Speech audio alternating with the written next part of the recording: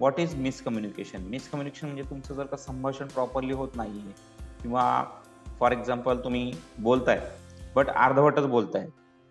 Miscommunication खूप वेगवेगळ्या प्रकारे होऊ शकतं. एकाच पद्धतीने होत नाही मिसकम्युनिकेशन. याला बरीच कारणं असतात मिसकम्युनिकेशनला. म्हणजे कम्युनिकेशन झालंच नाही व्यवस्थित किंवा त्यांनी जे कम्युनिकेशन झालं होतं ते विसरलं. सो मिसकम्युनिकेशनसाठी एक छोटीशी गेम पण आहे, ती तुम्ही खेळू शकता. त्या गेमचं नाव आहे चायनीज व्हिस्पर. ओके. चायनीज व्हिस्परमध्ये एक व्यक्ती दुसऱ्या व्यक्तीच्या कानामध्ये एक वर्ड सांगतो. ओके. तुम्हाला जो आवडेल तो वर्ड किंवा एखाद्या मूव्हीचं नाव सांगा, जे थोडंसं अवघड असेल. ओके. थोडंसं अवघड असेल. असं नाव जर सांगा, त्याला माहिती नसेल असं नाव सांगा आणि तेच नाव अजून बाकीच्या व्यक्तींना त्याला त्याला सांगायचं, की तुम्ही कानामध्ये तेच नाव म्हणा म्हणून आणि त्याला बोलायला लावायचं.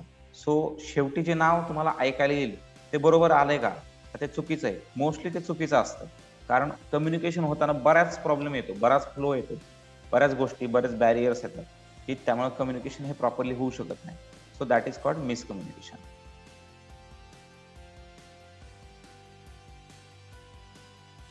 ओके. सो नेक्स्ट आहे which are the important points to improve communication skill.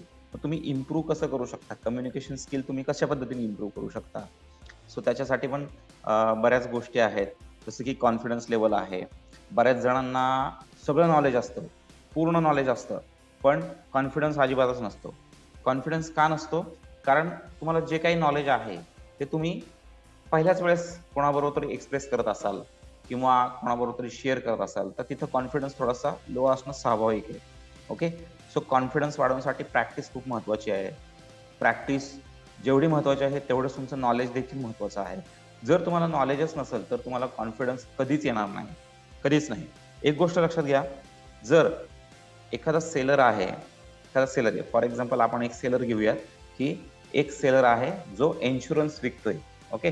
Insurance policies तो विकतोय. त्याला जर त्या इन्शुरन्स पॉलिसीमधलं काहीच माहीत नसेल, तर त्याला कॉन्फिडन्स येईल का सांगता?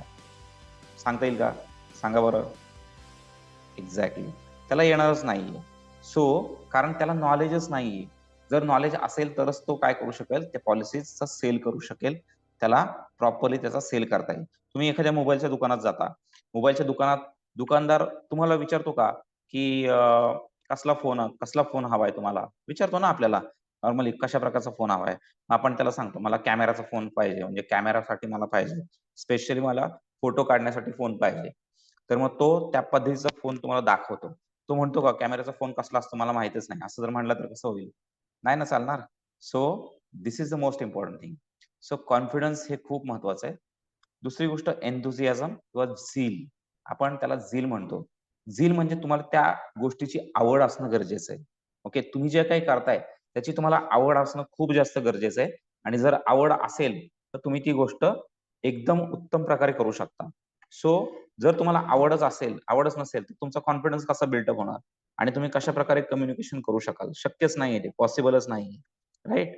सो जर तुम्हाला कॉन्फिडन्स किंवा कम्युनिकेशन लेव्हल, कम्युनिकेशन स्किल हे जर वाढवायचं असेल, तर एन्थुसियाझम म्हणजे झील म्हणजे त्या विषयातली आवड असणं हे तेवढंच जास्त महत्वाचं आहे.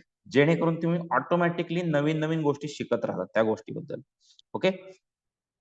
तिसरं आहे क्लिअर ऑब्जेक्टिव्ह एम. म्हणजे फॉर एक्झाम्पल आता बघा आता कम्युनिकेशन आपण करतोय. तुम्ही पॉलिटिशियन्स बघितले, जसं आपण मागच्या वेळेस पण म्हणलो होतो, की पॉलिटिशियन्सचं तुम्ही बघा आय कॉन्टॅक्ट कसा असतो. आपण मागच्या सेशनमध्ये पण बघितलं होतं. बट क्लिअर ऑब्जेक्टिव्ह पॉलिटिशियन्सचा क्लिअर ऑब्जेक्टिव्ह काय असतो?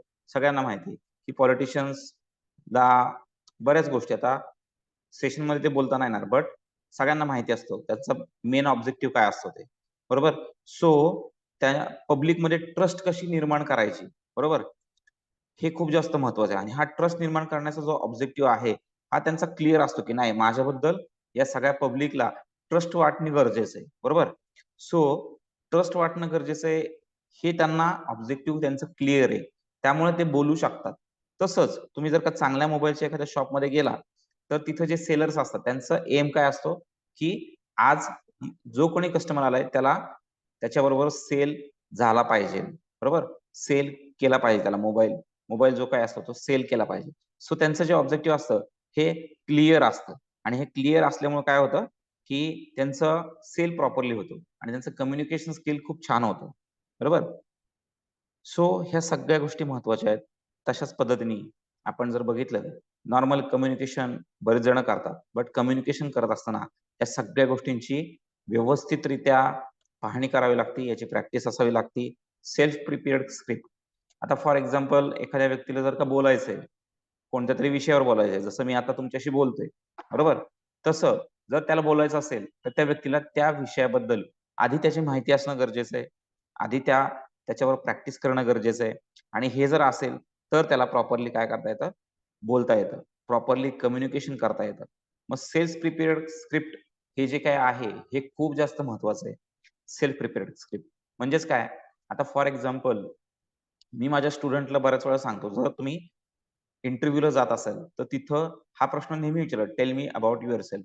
मग टेल मी अबाउट युअरसेल्फ बऱ्याच फ्रेशर लोकांना प्रॉब्लेम येतो. फ्रेशर स्टुडंट असतात त्यांना प्रॉब्लेम येतो. का प्रॉब्लेम येतो? कारण प्रॅक्टिस नसते. मग त्यांना सांगितलं जातं, की तुम्ही सेल्फ प्रिपेअर्ड स्क्रिप्ट जी असते, टेल मी अबाउट युअरसेल्फची ही तयार करा आणि ही तयार केली, तुम्हाला कुठलीही अडचण येणार नाही. तुम्ही व्यवस्थित त्या इंटरव्ह्यू तुमचा क्रॅक होऊ शकेल. सो ह्या गोष्टी खूप महत्त्वाच्या आहेत, की तुम्हाला ॲक्चुअलमध्ये काय बोलायचंय. भलेच टीचर्सनी, ट्रेनर्सनी लिहून दिलेलं असेल किंवा काहीतरी हे दिलेलं असेल तुम्हाला. सेल्स करायचं आहे, तर सेल्सचा एखादा फॉर्मॅट दिला असेल. बट तुम्हाला काय बोलायचं एक्झॅक्टली, तर ते तुम्हाला माहिती असणं खूप जास्त गरजेचं आहे. ते जर तुम्हाला बोलता आलं, तर मग तुम्हाला कुठलाही प्रॉब्लेम येणार नाही. सेल्फ सेल्फ प्रिपेअर्ड स्क्रिप्टला खूप जास्त महत्त्व आहे. It is also we can say format or we can say template. Okay. Template is equal to readymade format. So हे खूप जास्त महत्वाचं आहे. ओके. त्यानंतर सब्जेक्ट मॅटर. सब्जेक्ट मॅटर म्हणजे काय, की कम्युनिकेशन करत असताना तुम्ही कोणत्या सब्जेक्टवर बोलताय हे तुम्हाला माहिती असणं गरजेचं आहे. प्लस तुमचं त्या सब्जेक्टमध्ये डेव्हिएशन होता कामा नये. म्हणजे तुम्ही एखादा सब्जेक्ट बोलायला घेतलाय आणि दुसराच कुठलातरी मध्ये तो सब्जेक्ट विसरला आणि दुसराच कुठलातरी घासला, तर मग काय होणार ते डेव्हिएशन होणार आहे सब्जेक्टमध्ये तुमच्या. सो त्या डेव्हिएशन होता कामा नये. भले तुम्ही एखादं एक्झाम्पल सांगा, एखादं काहीतरी सिनेरिओ सांगा, बट त्या सिनेरिओमध्ये तुम्ही वाहून न जाता किंवा पुढे ट्रॅक न चुकता पुन्हा परत जागेवर यायला पाहिजे. पुन्हा परत तुम्ही तुमच्या सब्जेक्टवर यायला पाहिजे. ओके. तो subject matter is most important. Effective start. तुम्ही ज्यावेळेस कम्युनिकेशन स्टार्ट करता, त्यावेळेस बघा आपण ग्रीट करतो. हाय, हॅलो, हाऊ आर यू असं म्हणतो. बरोबर? So effective start is most important. It will create your best image. बरोबर? सो त्यासाठी इफेक्टिव्ह स्टार्ट हा खूप जास्त महत्त्वाचा आहे. Clear voice. तुम्ही एखाद्याबरोबर बोलताय आणि तुम्ही बडबड-बडबड बोलायला लागला, एकदम फास्टमध्ये बोलायला लागला. त्याला काहीच कळणार नाही. बरोबर? काहीच नाही समजणार. सो तुमचा व्हॉईस जो आहे, तो व्हॉईस हा नेहमी क्लिअर असणं गरजेचं आहे. जर क्लिअर व्हॉईस असेल, तर तुम्हाला प्रॉपरली रिस्पॉन्स सुद्धा मिळेल आणि जो कोणी समोर आहे त्याला प्रॉपरली समजेल सुद्धा, की तुम्हाला नेमकं काय म्हणायचंय, कशाविषयी म्हणायचंय. So these are the important points of you can improve your communication skill. ह्याच्यामध्ये थोडंसं जरा जास्त लक्ष द्या, जास्त फोकस करा, प्रत्येक गोष्ट विचारपूर्वक करा. खूप महत्त्वाचे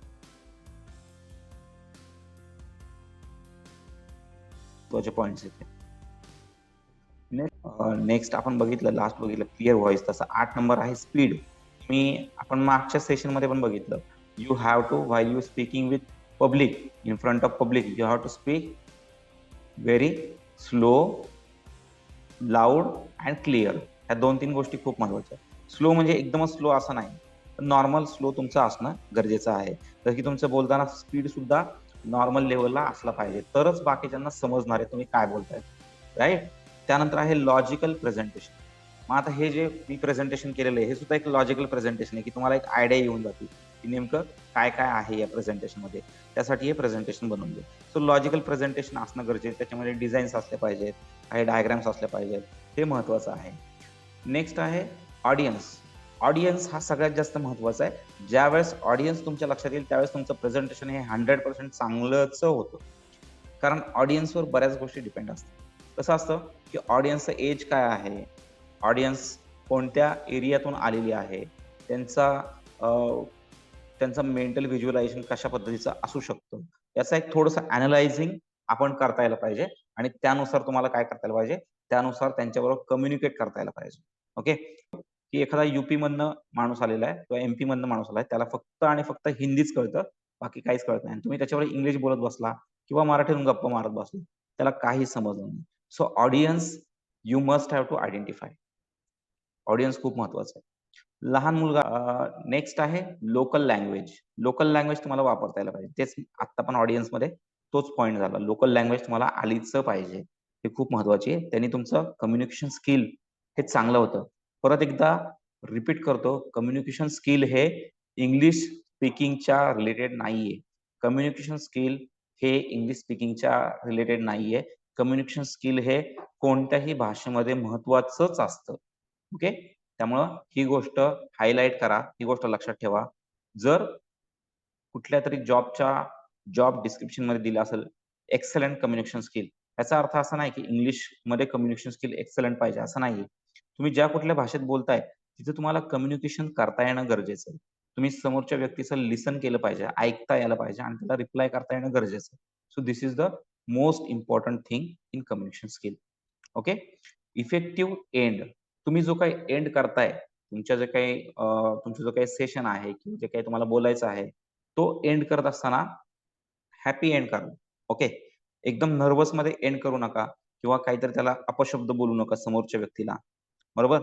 सेल्स पर्सनमध्ये तुम्ही बघा, नॉर्मल दुकानामध्ये बघा, तुम्ही कुठल्याही दुकानात गेल्यानंतर 100 पैकी एखादाच दुकानदार असतो, तो चिडतो ग्राहकावर, की तो म्हणतो तुम्हाला घ्यायचं नसलं तुम्ही परत कशाला तुम्ही इतक्या वेळ का थांबला? असं एखादा 100 मधनं एखादा म्हणतो. बाकीचे 99 लोकं बोलत नाही. बरोबर? ते काहीच म्हणत नाही. मला घ्यायचं तर घ्या, नाहीतर काही त्यांना काही नसतं त्या. रोजचं असतं त्यांचं. ओके. त्यामुळं ही गोष्ट तुमच्या लक्षात येणं गरजेचं आहे. ओके. सो इफेक्टिव्ह एंड खूप महत्वाचं आहे. त्यानंतर टाईम लिमिट. तुम्ही टाईम लिमिट ठेवणं गरजेचं आहे, की तुम्ही एखादी गोष्ट जर का समजून सांगताय, तर ती किती वेळ समजून सांगता यायला पाहिजे, याचं एक टाईम लिमिट तुमच्याकडे असणं हे गरजेचं आहे. एक आयडिया असणं गरजेचं आहे. Okay. So time limit is also most important. त्यानंतर आहे प्रेयर. आता इथं प्रेयरचा जो अर्थ आहे, हा प्रेयरचा अर्थ वेगळ्या प्रकारे आहे. कम्युनिकेशन स्किलमध्ये तुम्ही ज्यावेळेस एखाद्या व्यक्तीशी बोलता, त्यावेळेस इथं प्रेयर म्हणजे काय प्रार्थना वगैरे करायची असं नाहीये. बट तुमचा जो टोन आहे, तो खूप जास्त पोलाईट असणं गरजेचं आहे. पोलाइटनेस मध्ये तिथं काइंडनेस किंवा पोलाइटनेस हा तुमच्या बोलण्यातून दिसायला पाहिजे इनडायरेक्टली. ओके. प्रेयरचा अर्थ असा घ्यायचा इथं. प्रेयर म्हणजे तुमचं बोलणं हे पोलाईट पाहिजे, नम्र पाहिजे. तुमच्या बोलण्यामध्ये कुठल्याही पद्धतीचा हार्शनेस हा नसावा. ओके. हे त्याच्या मागचं सांगण्याचं उद्दिष्ट आहे. ओके. सो पुढं पण दिलेलं आहे. याच्यामध्ये बघा, इथे जर बघितलं आपण तर स्पीकिंग आहे, रायटिंग आहे, लिसनिंग आहे, रीडिंग आहे, नॉन व्हर्बल कम्युनिकेशन आहे. हे सगळ्या प्रकारचे जे स्किल्स आहेत, हे सगळ्या प्रकारचे स्किल्स हे कम्युनिकेशनमध्ये आपल्याला खूप जास्त इम्पोर्टंट करतात. जसं की बोलताना तुम्ही कम्युनिकेशन वापरतोच आपण. बट लिहिताना सुद्धा आपण कम्युनिकेशनचा वापर जास्तीत जास्त केला जातो. आता लिहिताना कसा करतो कम्युनिकेशनचा वापर? तर तुम्ही ज्यावेळेस एखाद्याला ईमेल करता, त्यावेळेस त्याच्याशी लिहिताना तुम्हाला प्रॉपरली लिहिता येणं गरजेचं आहे. व्यवस्थित टोन वापरता येणं गरजेचं आहे. Without using any harsh word. Okay. You have to use a effective communication skill. Okay. For that particular person. So हे खूप जास्त महत्वाचं आहे. स्पीकिंग आहे, रायटिंग आहे, लिसनिंग आहे. लिसनिंगमध्ये सुद्धा खूप महत्वाचं आहे. लिसनिंगमध्ये बऱ्याच वेळा आपण बघतो, की लिसनिंगच नुसतं होतं. ॲक्टिव्ह लिसनिंग तर होतच नाही. म्हणजे ऐकलं जातं. ऐकतो आपण सगळ्या गोष्टी. बट जे काही ऐकलेलं आहे समोरच्या व्यक्तीने आपल्याला जे काही दिलेलं आहे, ऐकायला जे काही दिलेलं आहे, त्या गोष्टीवर आपल्याकडून रिप्लाय किंवा रिस्पॉन्ड डायरेक्टली जात नाही. हे इनडायरेक्टली जातं. खूप वेळा इनडायरेक्टली जातं. राइट? सो हे असं नाही होता कामा हे ॲक्चुअली डायरेक्ट होता. हे ॲक्चुअली डायरेक्ट झालं पाहिजे.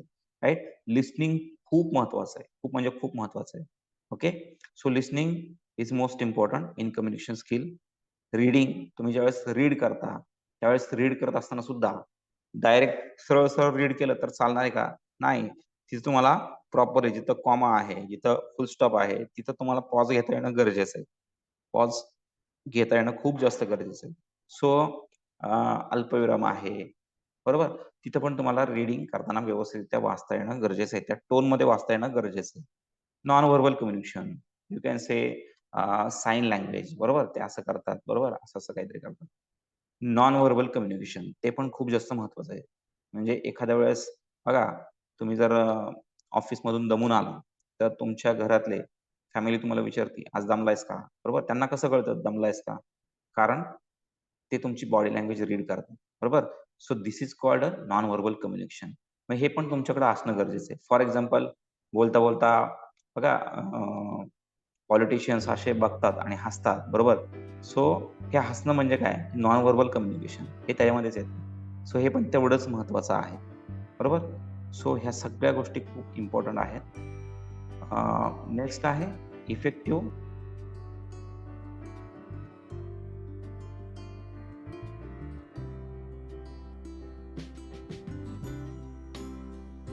तुम्ही कम्युनिकेशन करत असताना कोणत्या-कोणत्या गोष्टी अ, कडं तुमचं लक्ष असणं गरजेचं आहे. जसं की डेली स्पीकिंग तुम्ही रोज बोलताय, कोणाशी तरी बोलताय. पहिली गोष्ट काय की तुम्ही कोणाशी बोलताय हे तुम्हाला समजलं पाहिजे. तुमच्याकडं त्या माहिती असणं गरजेचं आहे. तुम्ही कोणाबरोबर बोलताय. तो व्यक्ती खूप मोठा असू शकतो, खूप लहान असू शकतो किंवा नॉर्मल असू शकतो. सो हे तुम्हाला माहिती असणं गरजेचं आहे, की तुम्ही कोणत्या व्यक्तीबरोबर बोलताय. लहान मुलांशी लहान मुलांप्रमाणेच बोललं पाहिजे. त्यांच्याशी मोठ्या माणसाप्रमाणे बोलून चालेल का? आणि मोठ्या माणसांशी लहान मुलांप्रमाणे बोलून चालणार आहे का? नाही. So you must have to identify the audience. Okay. आपण जसं मगाशी बघितलं त्याप्रमाणे. Don't put hands in your pockets while talking to senior in a non casual matter. तुमच्यापेक्षा जर वरचं कोण असेल त्यांच्याशी बोलताना खिशामध्ये हात घालायचे नाहीये किंवा तुम्हाला प्रॉपरली बोलायचं त्यांच्याबरोबर. खिशामध्ये हात न टाकता बोलायचं. Don't chew anything when you talk. म्हणजे तुम्हाला काही खायचं नाहीये बोलत असताना. ओके. बोलताना पूर्ण बोलून झाल्यावर मग खा. ओके. पण काही-काही जण चिंगम वगैरे हे करत असतात, तर ते नाही खायचं. Okay. So don't chew anything when you talk. Avoid playing with a pen or any object. मगाशी जसं दाखवलं पेनचं, तसं ते अव्हॉइड करायचं आहे. बोलत असताना, कम्युनिकेशन करत असताना ते करायचं नाहीये. ते अव्हॉइड करणं गरजेचं आहे. Look at the person, not away from him. Okay. Look at the person म्हणजे तुम्ही ज्या व्यक्तीबरोबर बोलताय त्या व्यक्तीकडं लक्ष तुमचं असणं गरजेचं आहे. दुसरीकडे इकडे-तिकडे लक्ष द्यायचं नाही. बरोबर? बघा जर पॉलिटिशियन्स असतील तर त्यांनी इकडे लक्ष देऊन पब्लिक समोर आहे, इकडे लक्ष देऊन बोलल्यास चाललं असतं का? नाही चालणार. त्यांना समोर लक्ष देऊनच बोलावं लागतं. सो हे खूप जास्त इफेक्टिव्ह असतं. Do take off your sunglasses. तुमचे सनग्लासेस असतील तर ते तुम्हाला बोलताना काढून ठेवले पाहिजे. ते तुम्हाला रिमूव्ह करता यायला पाहिजे sunglasses. Okay. While the time of you are talking with anyone else. Okay. It shows respect also. हे त्यांनी रिस्पेक्ट पण दिसतो. Okay. Remain as normal as you can. जेवढं तुम्हाला नॉर्मली बोलता येईल तेवढं तुम्ही नॉर्मली बोललं पाहिजे. ते खूप जास्त इफेक्टिव्ह असतं.